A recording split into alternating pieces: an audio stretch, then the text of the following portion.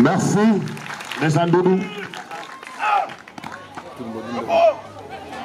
À la suite de la première édition organisée en 2024, il a été malheureusement constaté plus de 200 enfants qui n'ont pas été déclarés.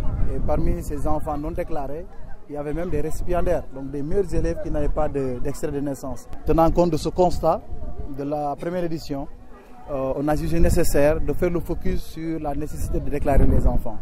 C'est en cela que nous avons été accompagnés par des partenaires ici présents, la Fondation Khaleyi, l'association Kouhan Iedo, qui est une entité qui regroupe l'ensemble des étudiants du département qui ont eu à bénéficier en tout cas de la formation de l'Université Gaston Berger de Saint-Louis et qui actuellement sont dans le monde professionnel.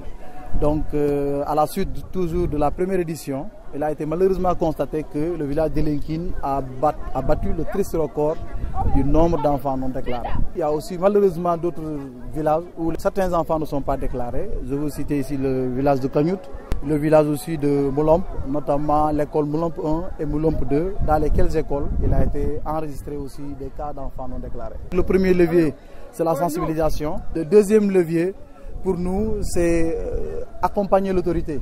Parce que, après tout, comme on dit, la déclaration des enfants, c'est une obligation pour les parents. Pour que la loi puisse s'appliquer dans toute sa rigueur.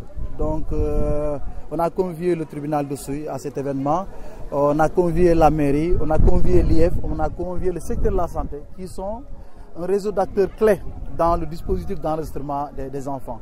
Donc, retenons qu'on va continuer à sensibiliser. Les récipiendaires sont une quarantaine. Ils sont issus de plusieurs écoles.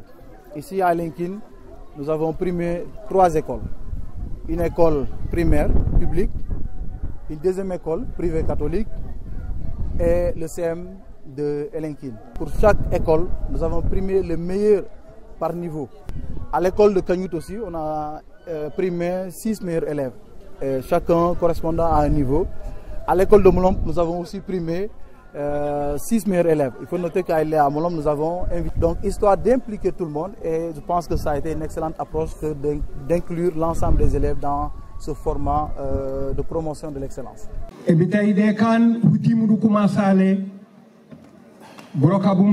Fondation Khaleyi, c'est une fondation espagnole qui travaille au Sénégal depuis 20 ans maintenant, principalement dans les régions de Saint-Louis, de Dakar, de Mbour, Ziguinchor et Diourbel.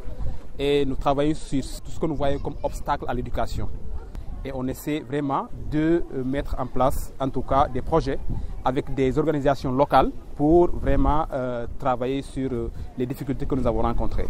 C'est dans ce sens-là que nous avons rencontré l'association qu'on appelle Kouhan Iedo, donc qui se trouve être une association de cadres, d'intellectuels formés à l'UGB et qui avaient envie de faire quelque chose dans leur département, qui est le département de Souy. C'est en ce sens-là que nous avons commencé à travailler sur le projet que nous avons appelé projet Horizon 2026, 0 cas d'abandon scolaire lié aux grossesses précoces et lié à un manque d'enregistrement des naissances. Aujourd'hui, nous avons une très belle équipe sur le terrain qui a déjà fait un recensement des villages de Elenkine, de Moulomp et de Kagnout pour parler aux enfants, pour parler aux parents, pour parler également aux responsables administratifs, c'est-à-dire les écoles, au niveau également du tribunal de Souy, qui constitue un consortium et qui travaille pour vraiment accompagner ces enfants. C'est à nous de travailler avec les acteurs impliqués sur le terrain pour réellement aboutir à ce problème. Il y a un défi à relever. Nous l'avons fait à Baba Garage, où nous avons accompagné plus de 700 enfants. Nous sommes en train de faire à Mbour. Nous sommes en train également de le faire ici dans la commune de Moulomp. Il faut que l'État accompagne davantage les organisations qui sont sur le terrain pour pouvoir aller rencontrer les familles, sensibiliser pour que vraiment cet objectif de l'éradiquer, que ça puisse être éradiqué de façon durable. Parce que sinon, on reviendra dans 5 ans encore pour parler des mêmes problèmes. L'école n'a pas de secret.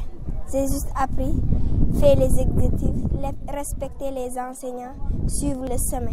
Je leur donne un conseil d'apprendre, de respecter tout le monde, tout aîné, de faire les exercices et respecter les autres.